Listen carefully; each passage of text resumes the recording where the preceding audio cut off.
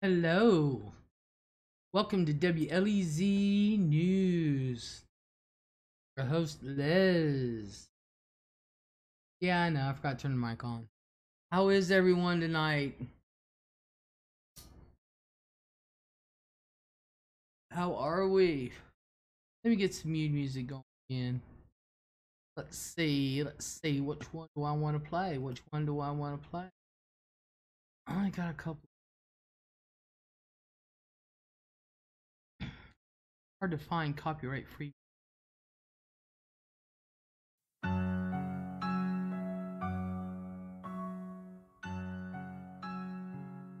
Alright, can y'all hear me just fine? Hello everyone, hello. Yes, don't I look all professional tonight? I got my tie, my shirt, and you can hear me just fine. Oh, do I need to speak louder? Alright, hold on. There, how's this? Is this better? You need more sun. I got sunburnt the way it is. Can y'all hear me? Let me turn down the music. Trying to get a good... There, is that a better combination? Turn this down a little bit. Is that better? Thank you.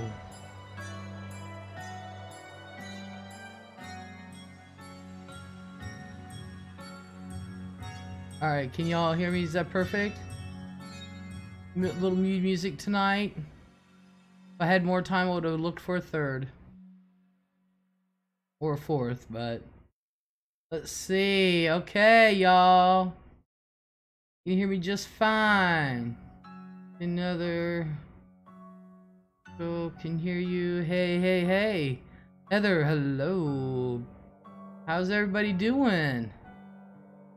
Welcome to Saturday night version of the WLEZ news broadcast, and I've got some news. I have got some news. Well, I had to turn up my mic too. I forgot to turn that down. I was doing something else the other day, and I needed to turn it up. Turn it down. Alright, here we go. Got some news, y'all, for Halloween. And I have, after you hit 22 gigabyte plugins. Aww.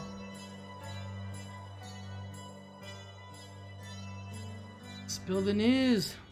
Why I'm gonna spill the news? It is Halloween news, folks. Sad cases going on, sad cases. These are true Halloween newsies. Love the music too. If I had time, I'd go look for more. I would have dressed up and come on, Les. Oh. Now remember, I can only barely see the chat, so.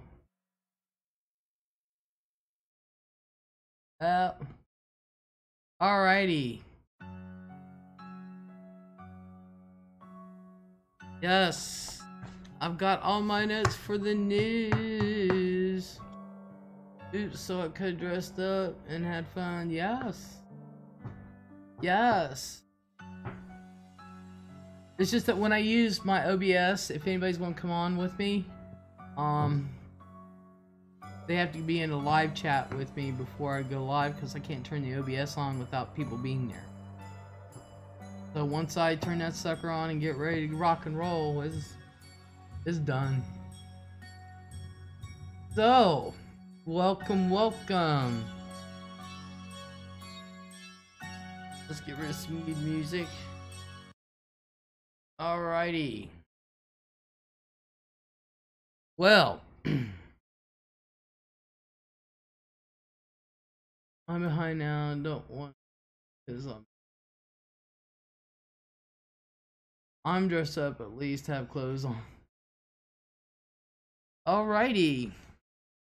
Yes. Well, you can't talk about Halloween without talking about a few things. Um, Everybody knows that Halloween, of course, even though tonight's not the Halloween night, there's gonna be too many live streams on Halloween, and I'll be busy. Believe it or not, the skeleton has grandkids. So what we have here, what I got going on here is, so y'all, can be informed about Halloween when Halloween comes up. How's that? Okay, we all know that Halloween is a time between the spirit world and the real world, and it's when those lines are divided and or they're going away and they're thin and one can cross over. So ha ha ha. Some of the folklore. Well, you can't do Halloween without some of the folklore because one of the main things of Halloween is the jack-o'-lantern.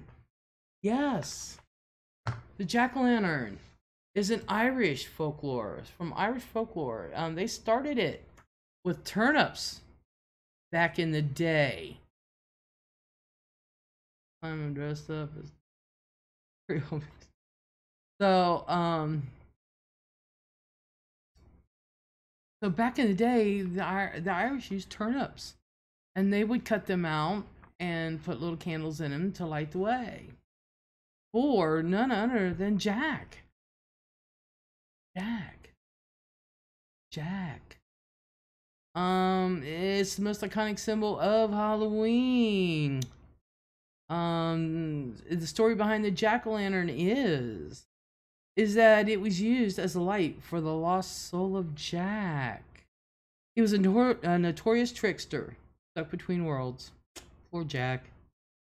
Jack is said to have tricked the devil into a trunk of a tree, and by carving an image of the cross into the tree's trunk, he trapped the devil there.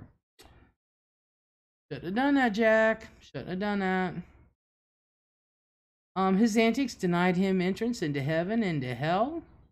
So he could not go there either,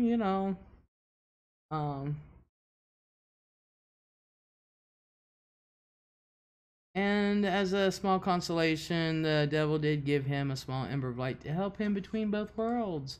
That's where we get the jack-o'-lantern. Jack-o'-lantern.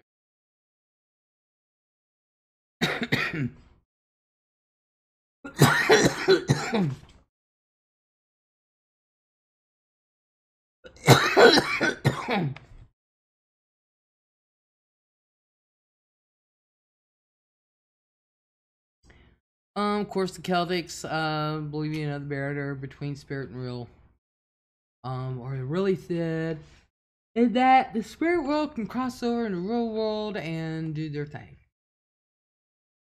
celebrate. But you can't talk about folklore unless you talk about La Llorona,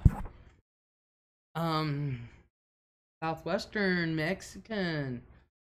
La Llorona. Ooh, scary, scary, scary. The Legend of La Llorona. Or La Llorona. La Llorona. La Llorona. Spanish for the weeping woman. Yay. And has been a part of Hispanic culture in the Southwest since the days of the conquistadors. The tall, thin spirit is said to be blessed with natural beauty and long flowing black hair. Wearing a white gown, she roams the rivers and creeks, wailing into the night, searching for her children to drag screaming to the watery grave. Oh yes. No one really knows where she lives. She roams. They don't really know where her legend began, when her legend began, either.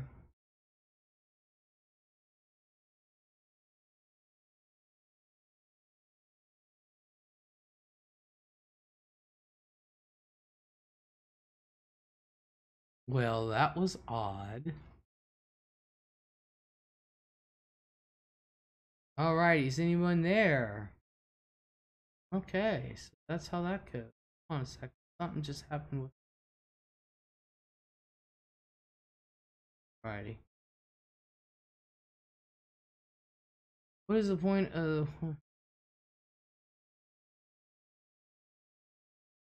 Care about? Get it. Do I have a mod in here? Oh, wait. Susie, you know what?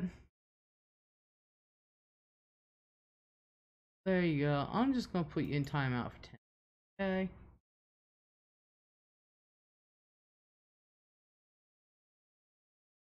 There you go.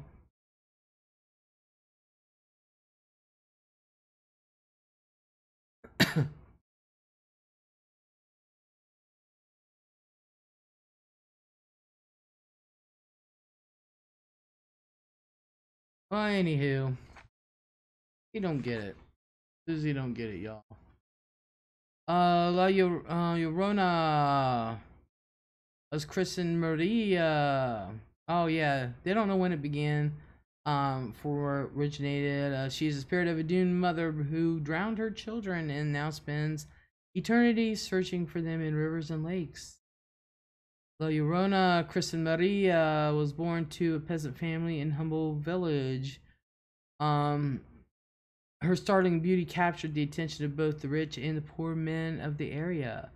She was said to have spent her days in her humble peasant surroundings, but in the evenings she would don her best white gown and thrill the men who admired her in the local fandango. So there you go.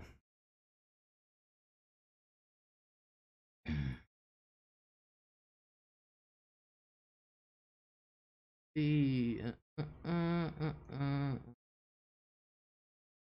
name indicative to who knows. Cameron Jackson, been forever. Hello. Yeah, I know. Hello, Cheryl. Hello. The young men anxiously awaited her arrival, and revealed. She reveled in the attention that she received. However, La Llorona had two small sons who made it difficult for her to spend her evenings out, and often she left them alone while she cavorted with the gentlemen during the evenings. One day, the two small boys were found drowned in the river. Some say they drowned through their own neglect, through her neglect, but others say that they may have died at their own hand. Um, so there you go. What the hell? What is it with these people?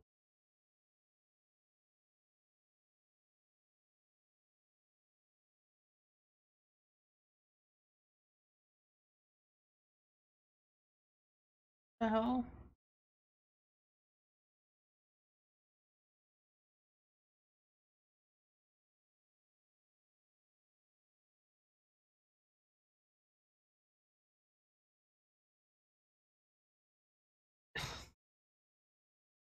Really not true. That it's insulting to have a female lying. She wasn't sexually assaulted, you dork. She was murdered. Mm-mm-mm. Your grandchildren are all excited for Halloween? Of course. They are. Um, and, by the way, I've been sexually assaulted too. There you go. Murder victim. Okay? Well, anyway. Another legend says that La Llorona was a caring woman full of life and love who married a wealthy man who lavished her with gifts and attention.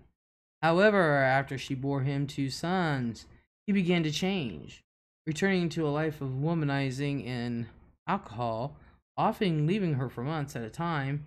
He seemingly no longer cared for the beautiful woman. even talking about leaving her to marry a woman of his own wealthy class.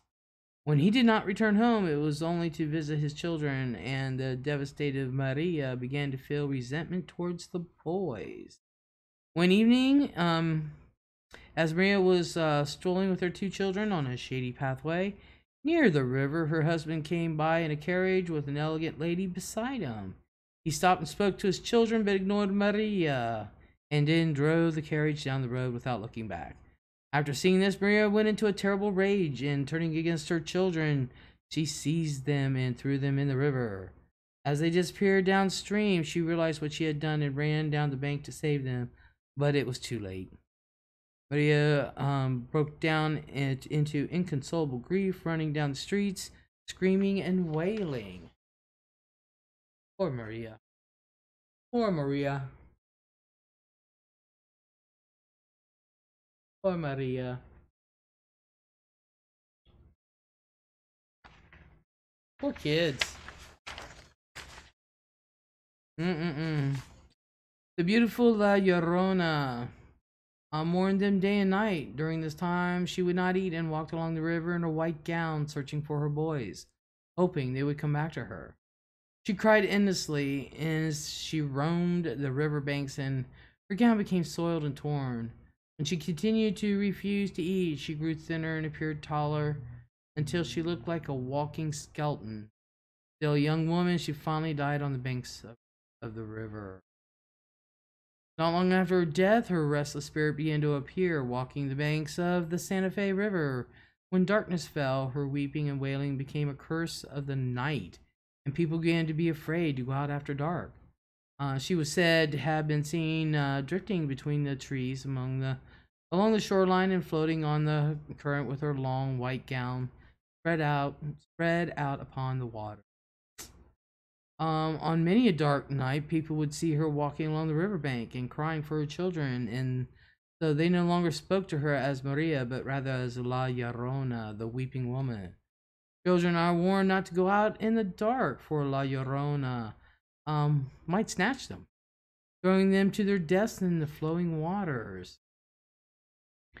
La Llorona has been heard at night wailing next to the rivers by many, and her wanderings have grown wider, following Hispanic people wherever they go. Her movements have been traced throughout the Southwest and as far north as Montana and on the banks of the Yellowstone River. The Hispanic people believe that the weeping woman will always be with them, following the many rivers looking for her children. And for this reason, many of them fear the dark and pass the legend from generation to generation. Now, it's also, this thing is so popular, it's also hit Europe. So, yes, that's the first of our reports, folks.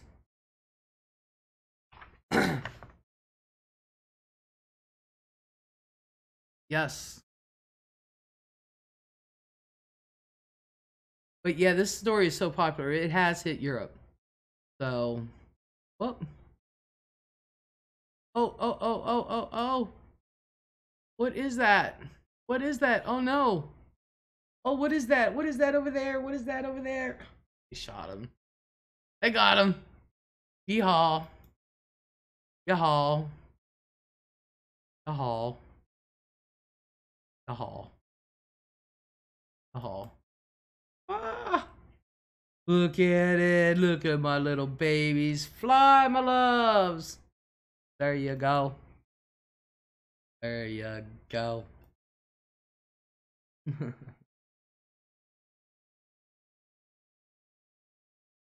Oh, Lisa, hello.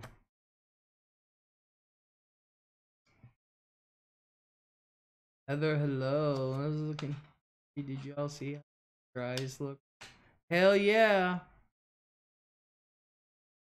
Hell yeah.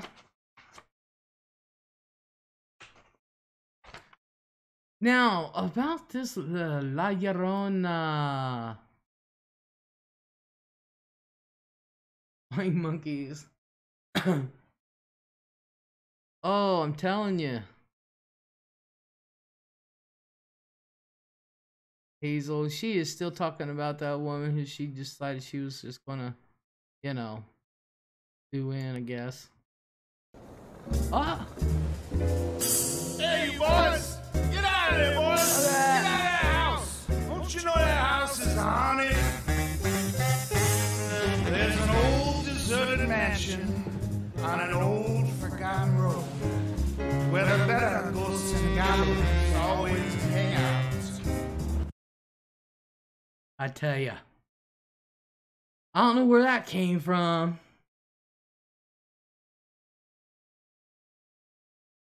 Vicky, Vicky, hello. Thank you, thank you. Wait till next year. We didn't have time to actually build a Halloween set. So this is what you got. But guess what? There are some terrifying facts about the legend of La Llorona. And this is why I'm here, folks. Let's see who hit you. My granddaughter, she kicked me when she was in bed with me. She kicked me. Any black cats? No.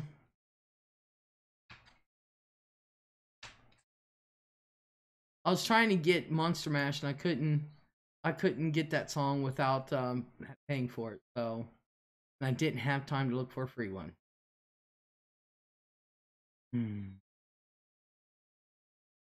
By the way, to anyone who may be considering order out tonight, don't. We did. We did. I was busy.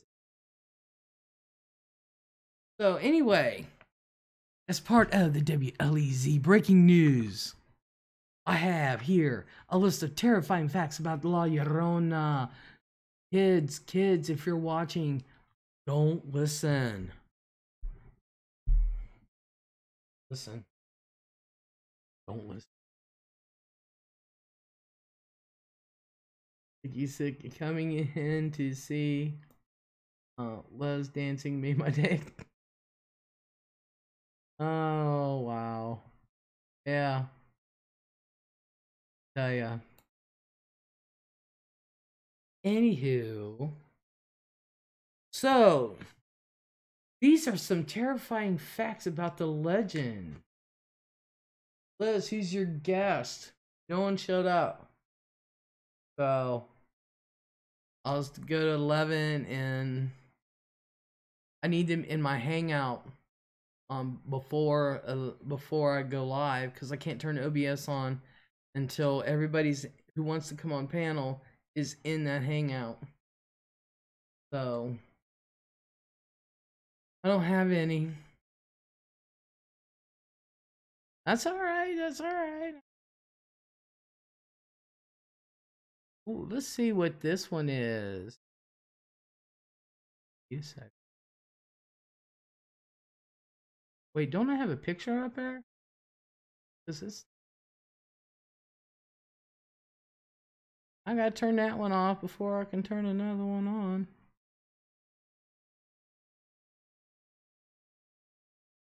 Found you, you little turd. Where are you? Ooh, I don't like that one. Try this one. I kind of like that one. We're gonna go with that one. Alrighty. Thank you, Heather. Wait till next year. I actually have an idea for a Halloween set, but hey. Liz, did you drink a can of Jolt Cola? No. Oh.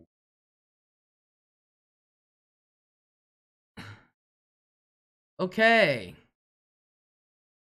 Alrighty, let me set everybody up. Oh. Set everybody over here. Whoa.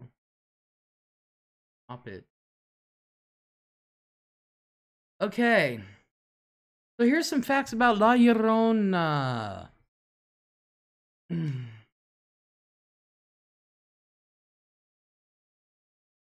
I wanted to come on, but I didn't know how to. And before you went, sorry, Les, I blame the kids. That's all right. If you wanted to come on, I could have made it later. I told Fran to text you. So,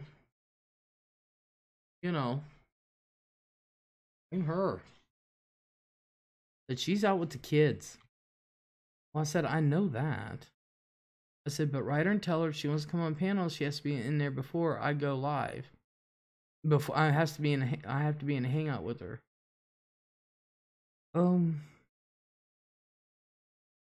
I can stop and start another one if you want. Who lives like that? Awesome. Sometimes the La Llorona, sometimes she kidnaps children. She kidnaps them. Lock your doors. Depending on which folktale you follow, La Llorona isn't just some weeping ghost who hangs out by the river, but rather she's a child kidnapping monster. In Mexico, parents use this version of the tale to keep their children from running around at night and getting into trouble.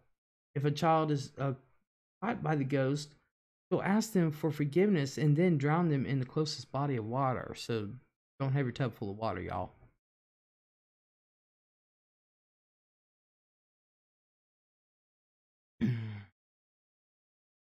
In some stories, La Llorona murders her children in a jealous rage. Yes, as the Arizona version of the La Llorona.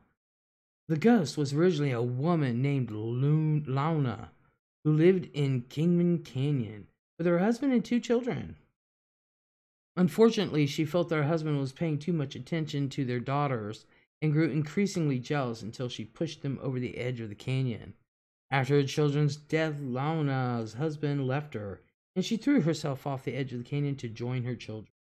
Ever since then, she was damned to earth.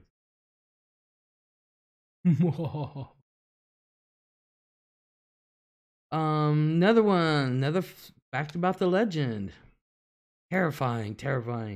Some say her husband killed her children. What? Why has this gotta be about killing kids? What the hell is it? Why did La Llorona keep killing her children? In some version, it wasn't even her that killed the children. In one version, it was a story of a poor woman and her terrible, also poor husband started having children, and they can't afford to feed them. So the husband just started drowning them. After giving birth to their 5th child, La Llorona's husband threw the baby in the river, and she went in after the baby and drowned. From there on out, the woman returns to the riverbed at night after night. Oh, her heart was broken. Depending on which one, her heart was broken after being cheated on. Another alternate version of the La Llorona story is that while she was alive, she and her husband had a couple of children and everything was good. That is, until she bore 2 sons and her husband started stepping out on her. When she discovered he was carrying on behind her back, she freaked out and threw her children into a river. It wasn't until after they were dead that she realized what she had done. Really? Cameron Jackson. No, I'm just doing mine tonight. Halloween is still Wednesday. She refused to leave the bank of the river or even eat. Oh, we already did that. Yeah. Last case. La Llorona has been allegedly caught on film. Believe it or not, and I actually watched that film. Many have claimed to have photographed and videotaped La Llorona in a security video from Mexico City. A strange ghostly figure in white is seen standing in the middle of the intersection. The footage was captured at 2:20 a.m. on September 18, 2016. And in the video, the woman in white is seen standing still in the intersection while cars drive directly toward her. Many believe the ghost was that of La Llorona.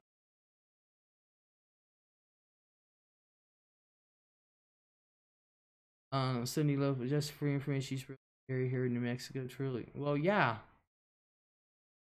Not only New Mexico, like I said, this thing is our hit all the way in Europe. So, La Llorona can just walk into your home, y'all. You can just walk right on in. Can you believe that bullshit? According to Teresa Finney, A writer for the Hairpin, her mother had a face-to-face encounter with the most famous ghost of Hispanic culture when she was a girl. It was late at night and she was on the phone with her boyfriend when she suddenly felt a chill. She said, "All I know is that I tried to turn around to see where the cold was coming from, but I couldn't move. I was frozen. I was laying in bed on the phone and I'm paralyzed. I can't move." That's when I see her. She's in the doorway of my room, just staring at me, dressed all in white. I tried to scream, but I'm paralyzed. When asked how she knew it was La Llorona, she said, "I just..."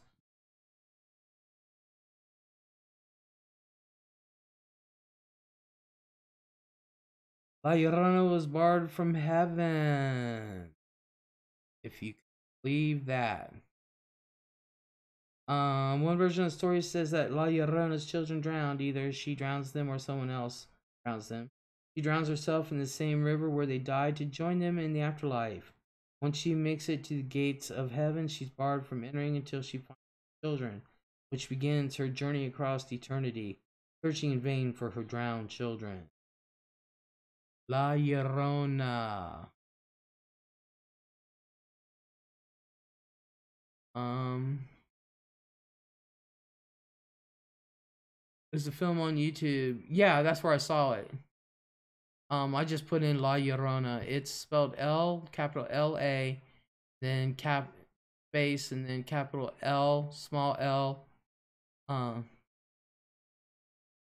A-R-O-N-A.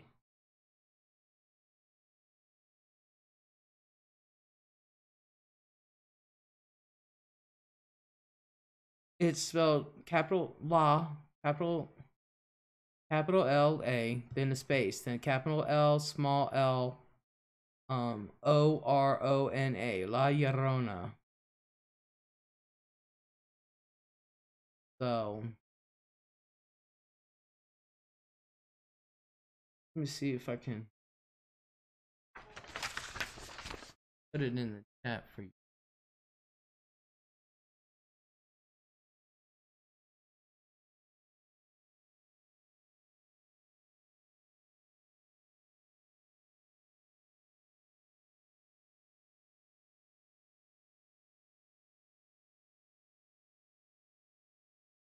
La Llorona.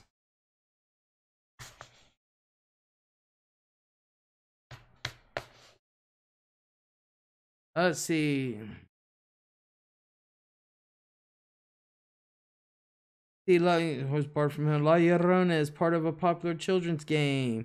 La Llorona might be super scary to most of the outside world, but a lot of kids in South America play a dark version of hide and seek, where the seeker plays La Llorona and calls after her hiders, screaming "Donde están mis hijos?"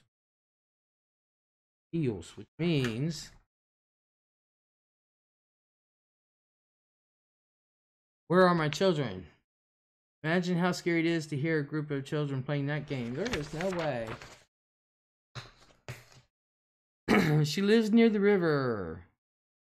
The most well-known version of La Llorona is that she's the ghost of a woman who lost her children after they drowned in the river. Now, years after their deaths, La Llorona still cries and searches for them in rivers and various bodies of water. Like most river ghosts who have lost their children, she's not the kind of thing you want to come across. At the very least, she causes great misfortune to anyone who runs into her on moonlit evening. She haunts part of the United States. La Llorona still doesn't just haunt Mexico. Religion haunts any area that has a large Hispanic community, including places like Santa Fe. According to the legend, in this part of the country, people who don't treat their family well will be paid a visit by the wandering ghost. And that's not something you want in this scenario. She's a harbinger of... she's responsible for so many spooky songs, y'all. La Llorona echoes Greek mythology. The story of La Llorona is an alternate version of a Greek myth. Her story is similar to Tale of Zeus' affair with Lamia, Queen of Libya.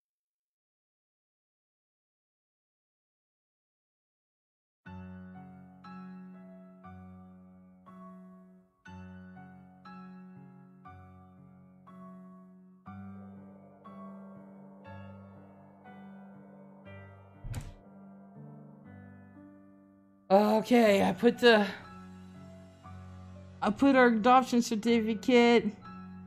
I don't know if you can see it. There's his name, Nibbles. Put him in a frame so it won't get destroyed.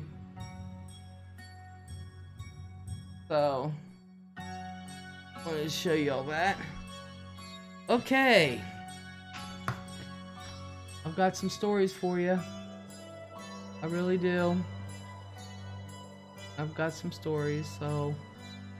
These are horrific murders that occurred. They were committed on Halloween.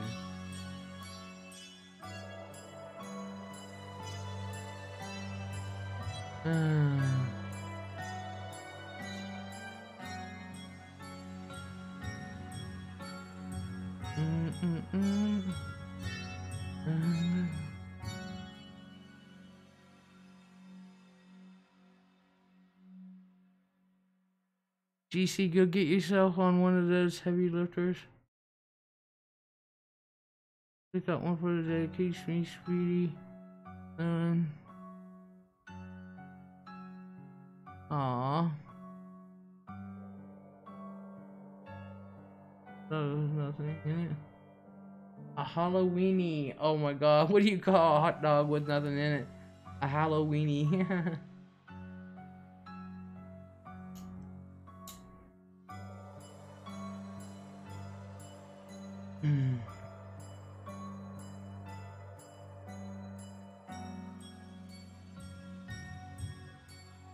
We too love that song. Oh my god. How have you been? I've been good. Okay, while we got this going, let me... Okay, the first one.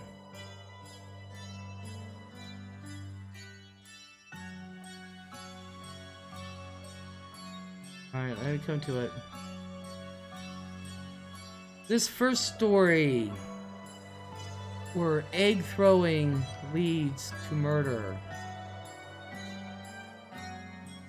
Egging someone's home or car is a Halloween tradition for many, but it became deadly for one man.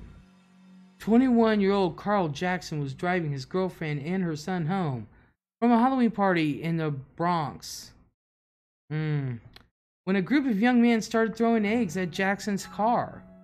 He exited the vehicle and started to confront the men, but they shot him in the head. He was pronounced dead shortly afterward. Curtis Sterling, who was only 17 years old at the time of the shooting, was prosecuted for the murder. He is serving a 20-year sentence at a state prison in Ulster County. Every October, Jackson's mom sends Sterling a Halloween card that reads, "I'm glad you're still here."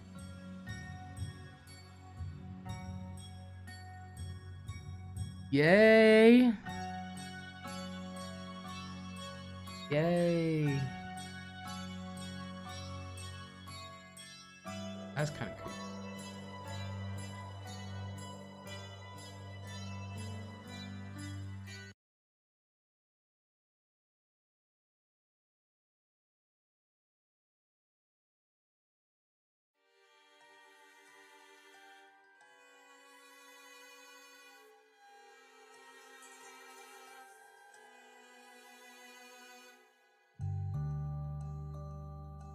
Alrighty.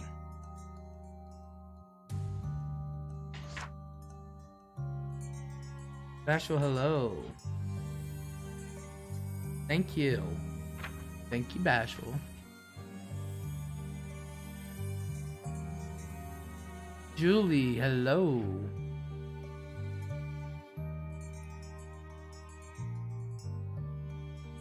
Okay, for the next one.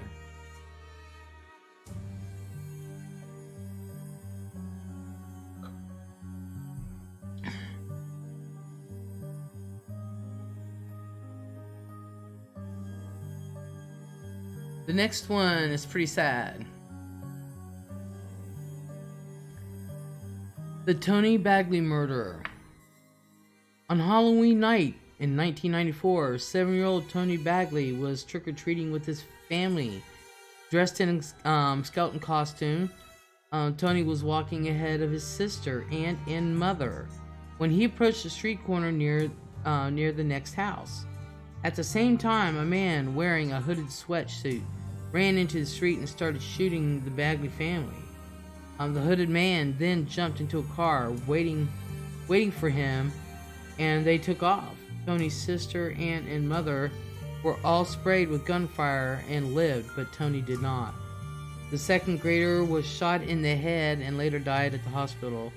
There were no leads on the man who committed this murder, but police chased the theory that it was a family member who was not present that night. Police could never prove that a family member was behind the shooting, and the case is still unsolved. Even to this day, the case is still unsolved. So,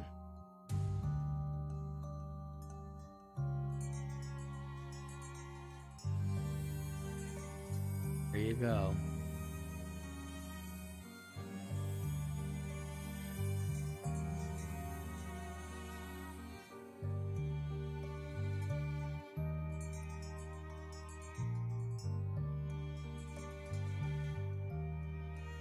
There you go.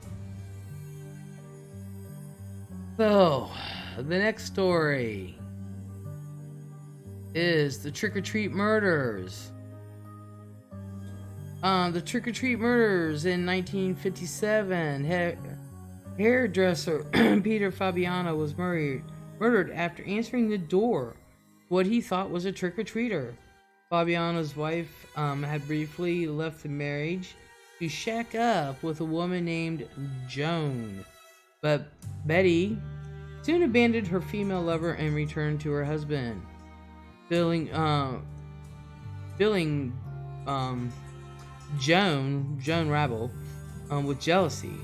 Rabel conspired with another woman, Golden Pizer, to murder Peter on Halloween.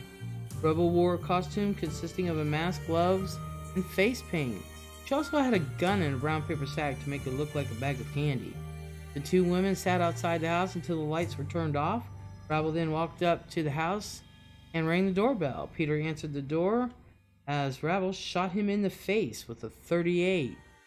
The police questioned Betty, and she revealed that she had briefly left her husband to be with Rabel. The police then questioned Rabel and followed the evidence. The gun was later obtained, and she was arrested for the murder. Wow.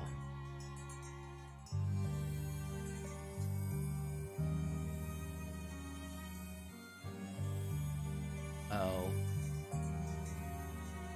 Yay. Alrighty, the poison pixie sticks. On Halloween night in 1974, Timothy O'Brien went trick-or-treating.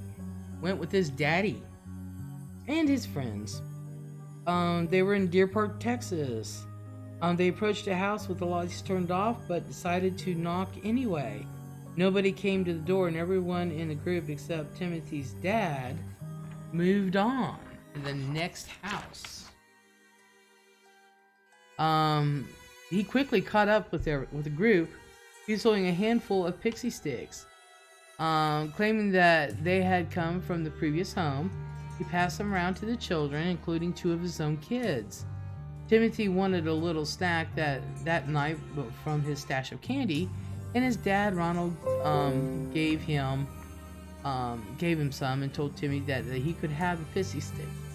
The boy ate a few and died just an hour later. The police determined that the pixie sticks were partially filled with cyanide. Luckily, the other kids had not eaten theirs yet. Ronald told authorities that the poison candy had come from a dark house that night, but the man living there had an alibi that checked out. He was not home that night. Police started to look toward Ronald for the murder, especially after realizing that he had just taken out a life insurance policy on his children. He owned debts over $100,000 and was hoping to use the insurance money to take care of them. Ronald maintained his innocence, but a jury took less than an hour to convict him of murder. He was executed 10 years later after his son's death. Luckily, the daughter didn't eat none of that. I tell ya. Awesome, awesome. Alrighty.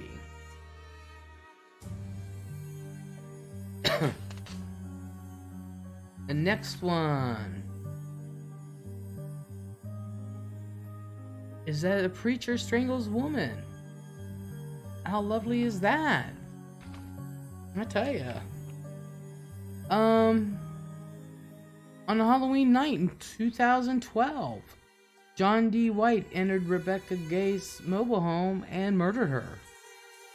White struck her in the head with a mallet several times before tightening a large rip tie around her neck. He had planned on having sex with the corpse after watching several necrophilia pornography videos online. Jeezy cow. But he was unable to do so because he was too drunk. Gay's 3-year-old son was home at the time of the murder, and White stayed with the boy afterward. He dressed the kid in his Halloween costume and delivered him to his father. White confessed to police about the murder, and he was arrested. Later, White accepted a plea deal for second-degree murder and was sentenced to 56 years and 3 months in prison. He committed suicide in prison just months after being convicted. The prison staff tried to revive him after he was found hanging in his cell, but they were unable to do so. Wow. Man.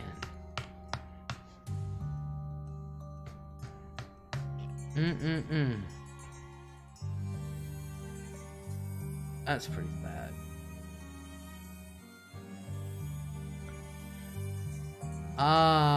The murders of Leslie and Adrian.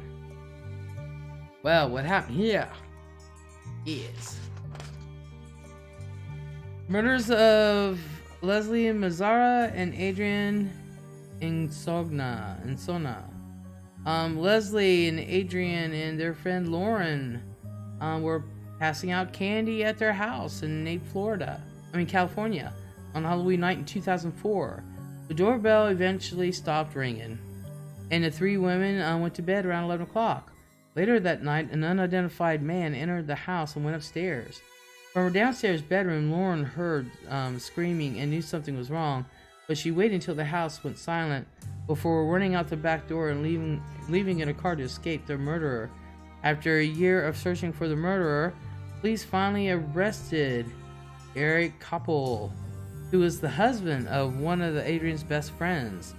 Koppel turned himself in to authorities after they released information on the unusual cigarette brand used by the killer. The motive for the homicides may never be known to the public, but he did admit to murdering the 2 women. Koppel pled guilty in court to 2 counts of first-degree murder and will spend the rest of his life in prison. His plea allowed him to escape the death penalty. He waived his rights to seek any appeal after that and agreed never to profit financially from the women's deaths. So there's a little asshole.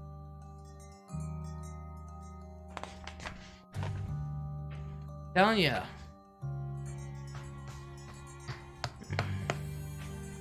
I'm telling you.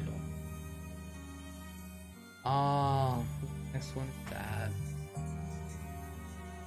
Oh, I don't know what it is with kids. This is the Lez'S family murders. On Halloween night in 2010, 16-year-old Devin Griffin returned to his family's home after attending church, but it was unusually quiet. Then he stumbled upon the bodies of his brother, Derek Griffin, his mother, Susan Liskey, and his stepfather, William Liskey. Devin said the scene looked like something from a haunted house, but he quickly realized that it was not. The teen called an aunt, who then dialed 911. Authorities made an arrest that night after suspecting that William Liskey Jr. had a connection to the murder. He was the 24-year-old son of Devin's stepfather, William. He had a history of mental illness and suffering from schizophrenia. In 2004, he was charged with assault and robbery and accused of hitting his stepmother with a coffee cup and stealing her keys. But the charges were dropped after he pled insanity.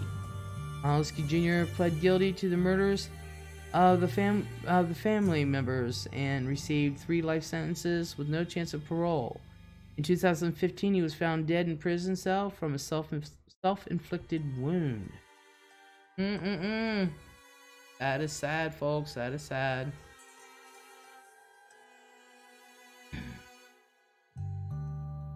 Next one is the Toolbox Murder. Toolbox Murders. Wow.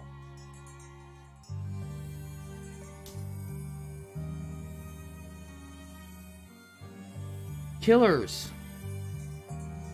Toolbox Killers. Killers. They received the name because they used basic household tools to inflict unimaginable torments on their victims, who were usually young teenage girls in the Los Angeles area. The men would give rides to hitchhiking girls and take them to a remote location to rape, torment, and murder them. Then Bittaker and Norris would dump the bodies in the mountains. The men kept photographs and audio tapes of the girls while they were being raped and murdered. The men's 5th and final victim died on Halloween night in 1979. 16-year-old Shirley Ledford was hitchhiking home from a party when Bittaker and Norris pulled up and offered her a ride. Ledford was beaten with a sledgehammer, raped and tortured with a pair of pliers while being recorded. Afterward, they tossed her body on the lawn of a house in the suburbs where a jogger found her the next morning. Norris bragged about the murder to an ex-convict friend who gave the information to authorities. The men were arrested and the photographic and audio evidence was received. Norris confessed to the abductions and rapes, but he blamed Bittaker for the murders. Then Norris cut a plea deal. He testified against his partner in crime in exchange for life in prison. Bittaker was sentenced to death, but he is still alive today. Ha ha ha ha.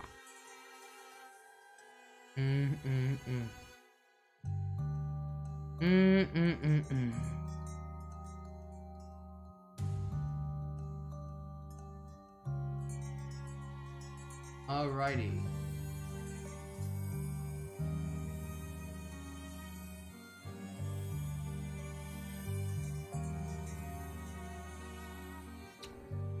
Alrighty. The next one, the 9-year-old. This 9-year-old was raped and murdered. 9-year-old Lisa French from Wisconsin was trick-or-treating in 1973 when she was murdered. French rang the doorbell of a neighbor, Gerald Turner, and he took her into his house and shut the door behind them. Turner forced her into his bedroom and violently raped the young girl. Afterward, he strangled her to death. He packed her nude body into plastic garbage bags and left them alongside a country road next to the farm. The farmer who owned the land discovered the body 4 days later. Turner's hair was found inside the plastic bag with a girl's body, and he eventually confessed to the murder. The judge gave Turner a 38.5-year sentence with the possibility of parole. He was paroled in 1992, which promoted Wisconsin state lawmakers to pass the sexual predator law. This allows the state to keep some people convicted of sex crimes in custody if they are deemed potentially violent. In 1998,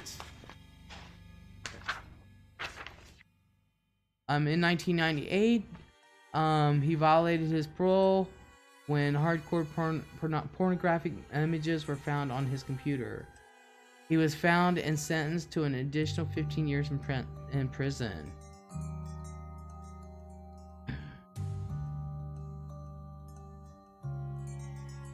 So, yeah. This next one. Teenager killed and cut into 3 pieces. Ooh. On Halloween night, 1981, 17-year-old Maria I don't know how do you sell it. Delilah told her father that she was going out and she would return around midnight. A patrolman spotted her walking on the side of the road that night and was going to give her a ride on his way back. He returned within 10 minutes, but she was nowhere to be seen. It was a year and a half before anyone found Maria in 1983. A body was spotted near some brush at a Burger King. After working a tip, police arrived at the home of Richard Biggenwald. His wife and Darren Fitzgerald, both men had a long history of violence and crime. But the police nabbed Fitzgerald first. He quickly pointed police to 2 more bodies before leading them to the house of Biggenwald's mother. There in the backyard, authorities dug up Maria's body, which was cut into 3 pieces, and the body of Deborah Osborne, who was also 17 at the time of her murder. Fitzgerald became the key witness for the prosecution, and Biggenwald's trial began for one of the 5 victims he had allegedly murdered. Prosecution claimed that Biggenwald killed just because he wanted to see someone die. Damn. They labeled him the Jersey Shore thrill killer. Biggenwald was found guilty of 2 murders and confessed to killing the women found in his mother's yard. Fitzgerald got off with 5 years because he had cooperated with police. Wow. After many appeals, Biggenwald stayed at away New Jersey State Prison, where he eventually died of natural causes in 2008. So, yes, that was sad. Those are sad.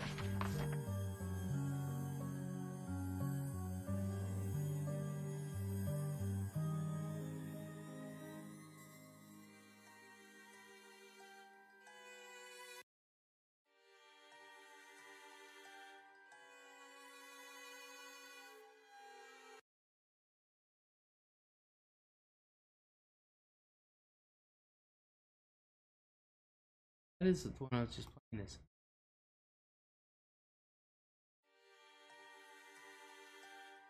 Oh, it is? Sometimes. I think this is my...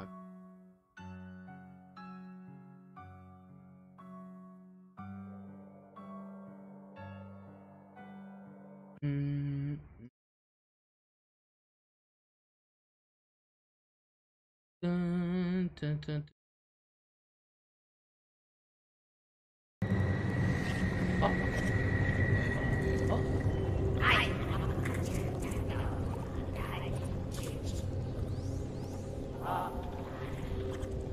That's what I'm thinking.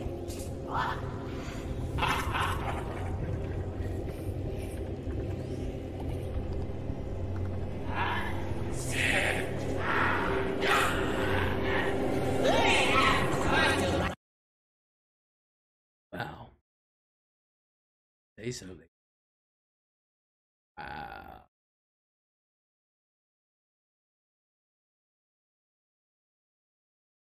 Whoop.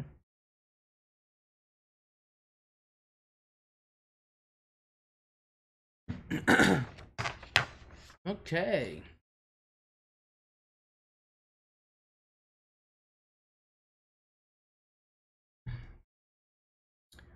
I hope whenever thank you, Clark. So I hope whenever y'all take your kitties out, or if you know kitties, watch out for them.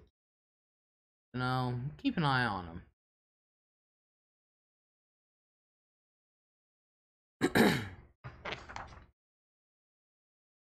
Alrighty.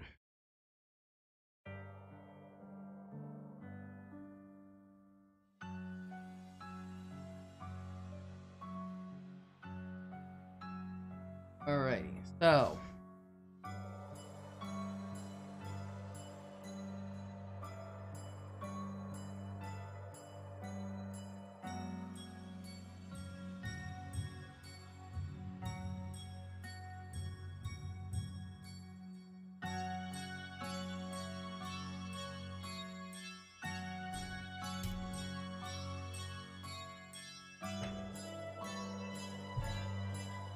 Tell you what, the news is just a happy place to go to, isn't it?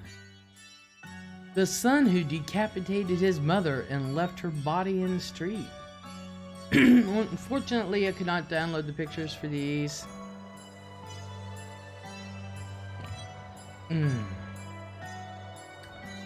One night in Long Island, just before Halloween 2014, a decapitated body laid in the street 5 feet away from a severed head. To many passers-by, the horrific sight appeared to be a Halloween prank. But the truth was... oh, damn. But the truth was far more disturbing.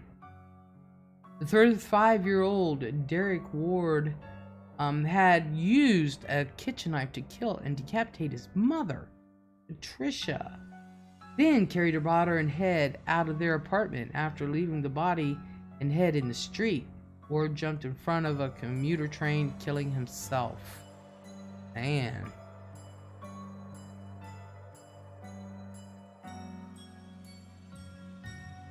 The unspeakable explosion at a holiday performance. In 1963, many Hoosiers decided to spend Halloween night at the Indiana State Fairgrounds Coliseum watching a Holiday on Ice skating exhibition. Unbeknownst to them, a rusty tank in the concessionary began to leak gas. The room, which lacked ventilation, quickly filled up with gas. As the skaters performed their grand finale, the gas reached an electric popcorn maker, triggering a huge explosion. 74 people were killed and nearly 400 were injured.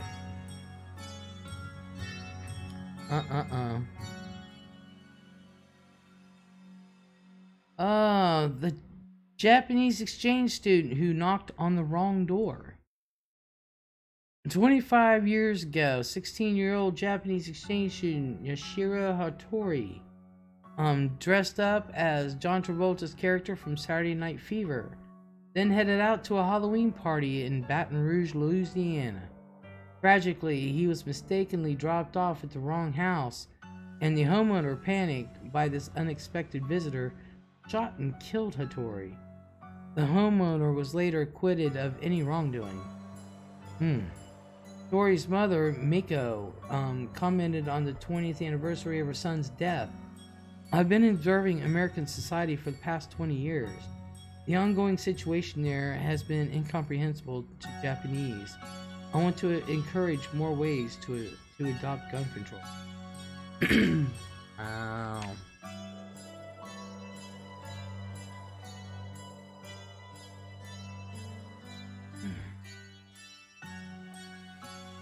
The haunted hayride employee who, when pretending to hang from the gallows, hanged himself for real.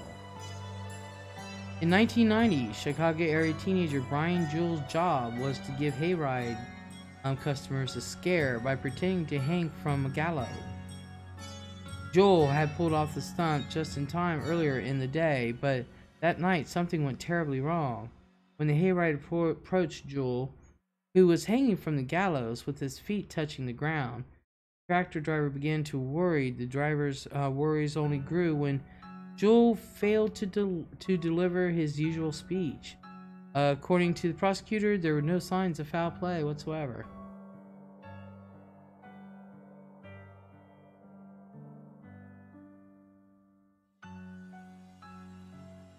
The boy whose life was forever altered on Halloween because of his stepfather from hell.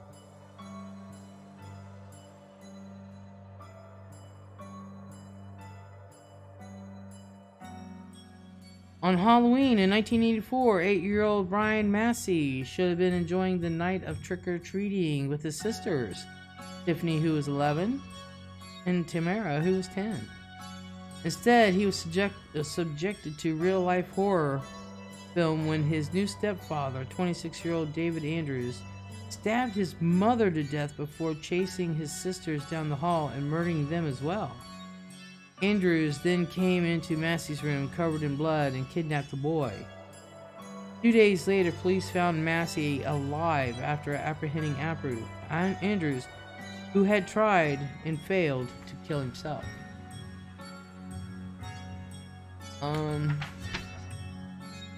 Disturbingly, Andrews struck a plea deal in exchange for a reduction in charges. He is eligible to be paroled next month, which the now 41-year-old Massey vehemently opposes. I don't blame him.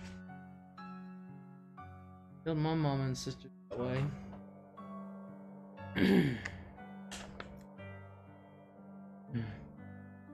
So, there you go.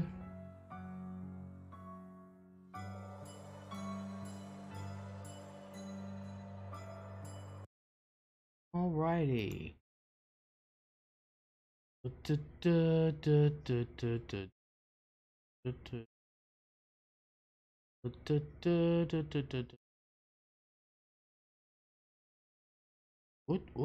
Here they come.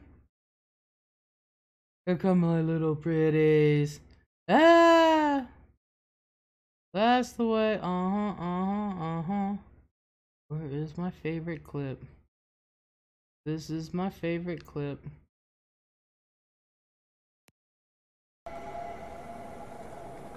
Ooh. Ooh.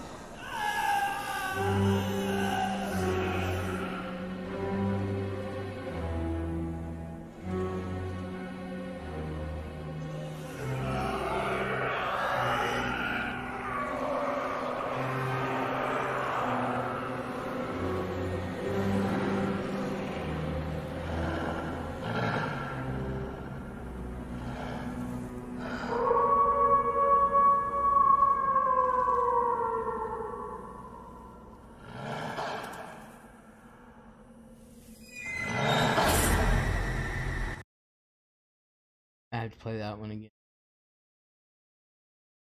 Oh yeah.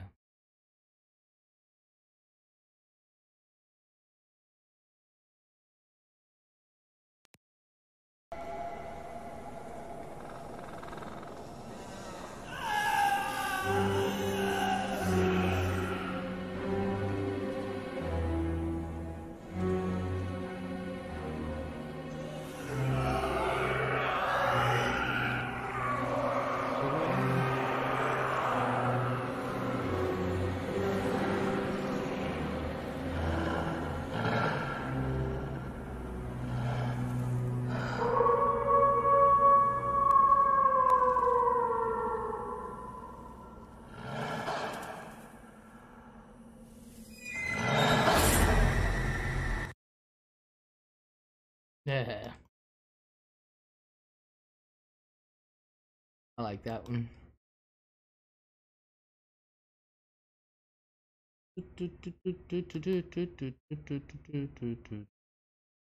Okay. Where's all the other ones? I think I made it to that one. There's Mickey.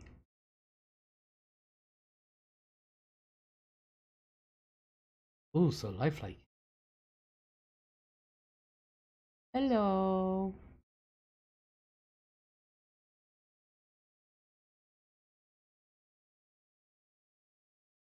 Boo. Oh yeah. What in? 15, 14, 15.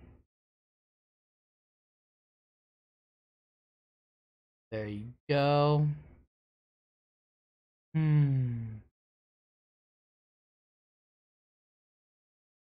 Well, that is my Halloween special.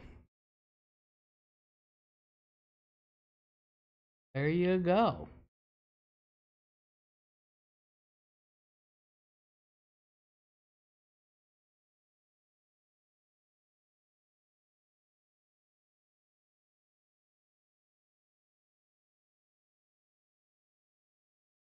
Alrighty, I'm going to do this. I'll talk to y'all in about 30 seconds.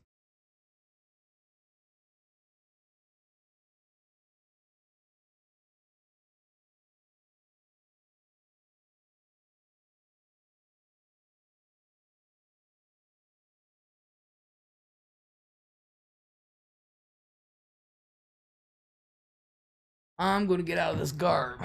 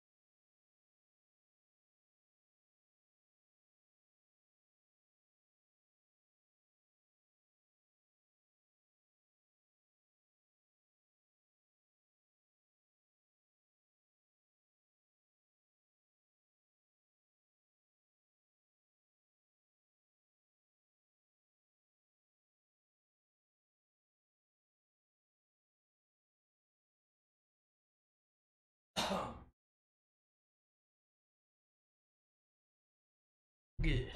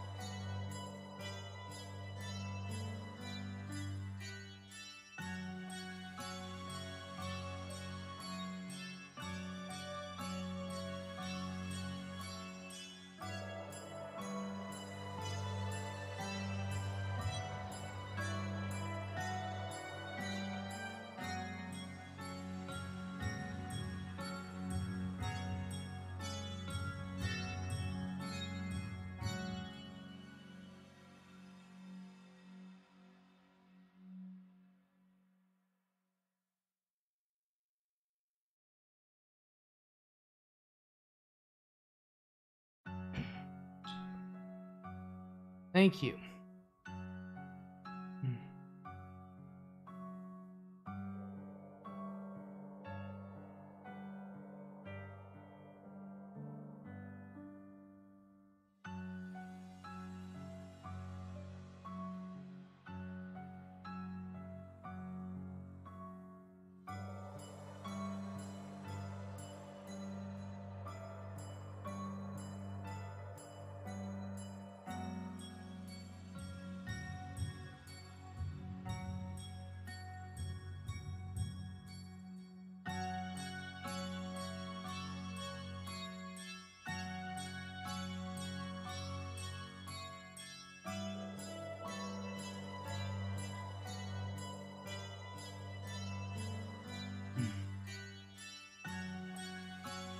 Brandy, if you're talking to me, is 12:30.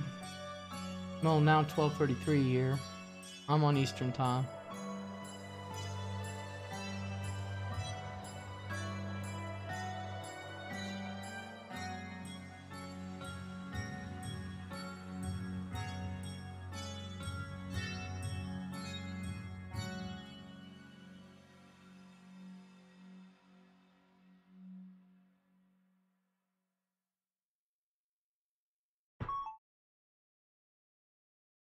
Who this is, but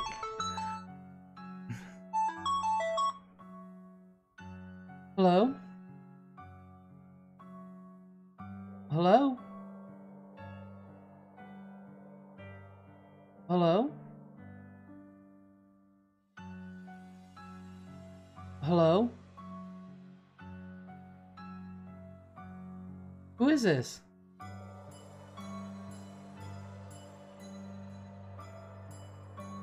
I have no idea.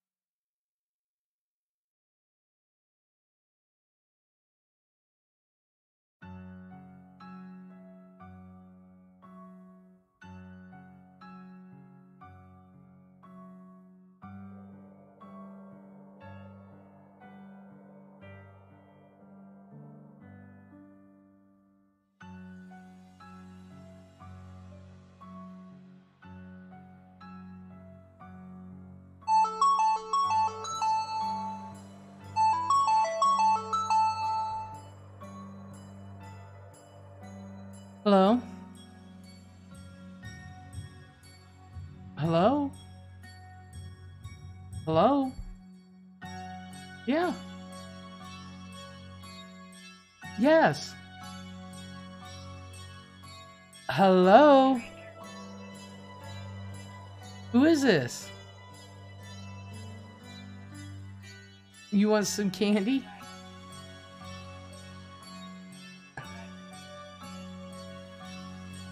Who is this? Hello?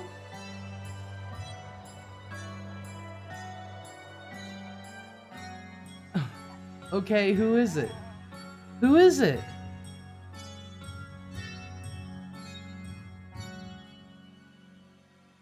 You're not on speaker, so who is this? Oh, okay.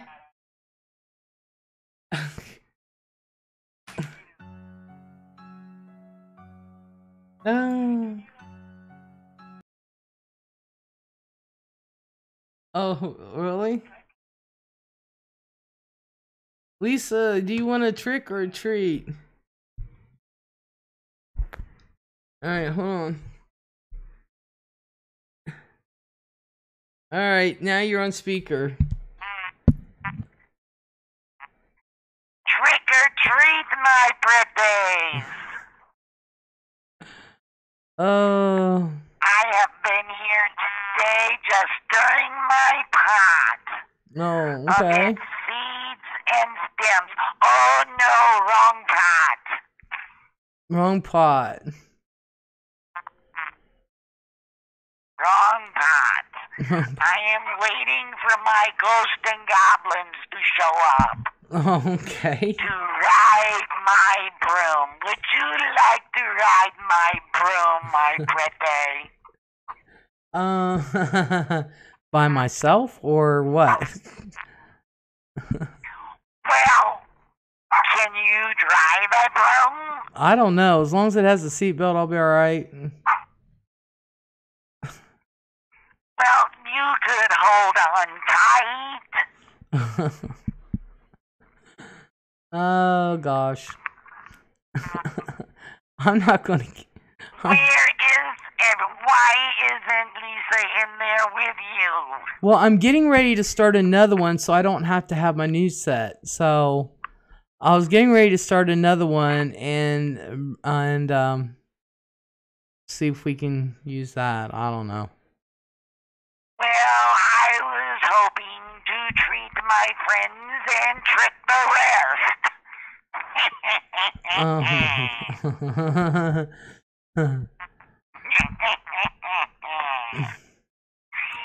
Would you like to stir my pot with me?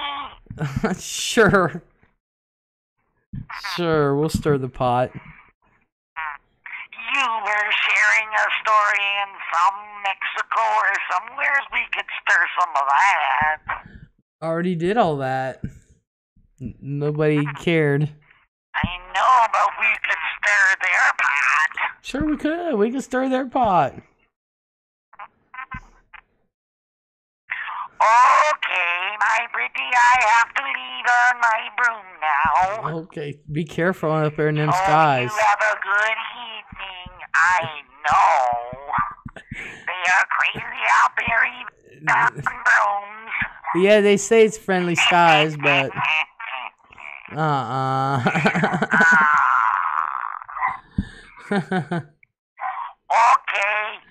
then you eat lots of good candy, but watch those razor blades. Those Okay. people put in that stuff. Heck yeah. And all that cracked up glass. 'Cause those people are crazy. Aren't they though? They really So are. I will get back to you another time. Okay. Trick or treat, baby. You have a good Halloween. Bye-bye now. Bye. The moon is calling me. Okay. Bye-bye. Bye.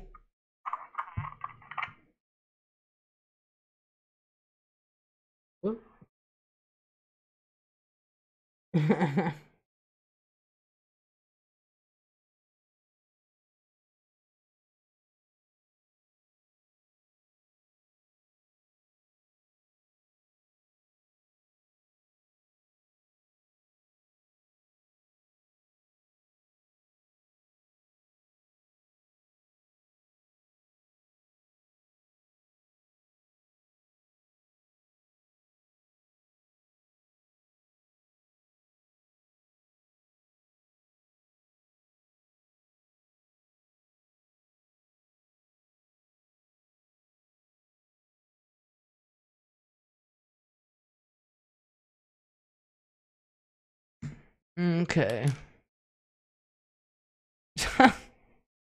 Gee, I wonder who that was. Okay. Well, I'm gonna go start another one. So, and that way, if Lisa wants to come up or anybody come up, they can come up, and I won't have to be in my newsroom or anything like that. So, give me like 5 minutes, not even 5 minutes. I'm just gonna end this and then start another one. So, and I'll see y'all in a few minutes, if that's okay with you guys. So, alrighty, I'll see y'all in a few.